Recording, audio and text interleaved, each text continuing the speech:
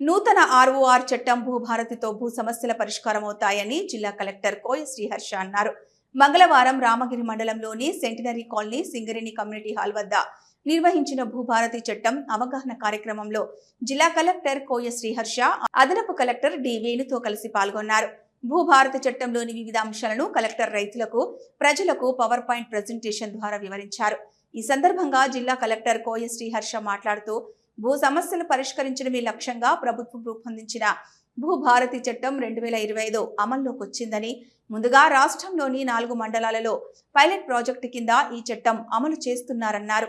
భూ సమస్యలపై అధికారులు అందించిన ఆర్డర్లపై భూభారతి చట్టం ప్రకారం అప్పీలు చేసుకునే అవకాశం ఉందని, రెవెన్యూ డివిజన్ అధికారి నిర్ణయంపై కలెక్టర్ వద్ద, కలెక్టర్ నిర్ణయంపై భూమి ట్రిబ్యునల్ వద్ద అప్పీల్ చేసుకోవచ్చని, గతంలో ధరణి వ్యవస్థ ఉన్నప్పుడు ఏదైనా అభ్యంతరాలుంటే సివిల్ కోర్టుకు మాత్రమే వెళ్లాల్సి ఉండేదని, నేడు ఆ అవసరం లేకుండా అప్పీల్ వ్యవస్థకు అవకాశం కల్పించిందన్నారు.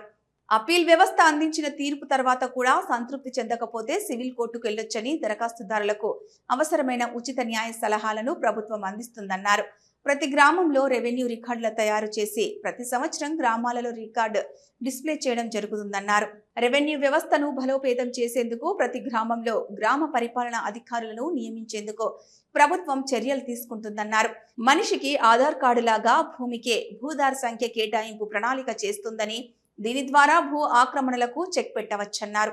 ప్రస్తుతం ధరణిలో ఉన్న భూ రికార్డులు భూభారతి చట్టంలో కొనసాగుతాయని తెలిపారు.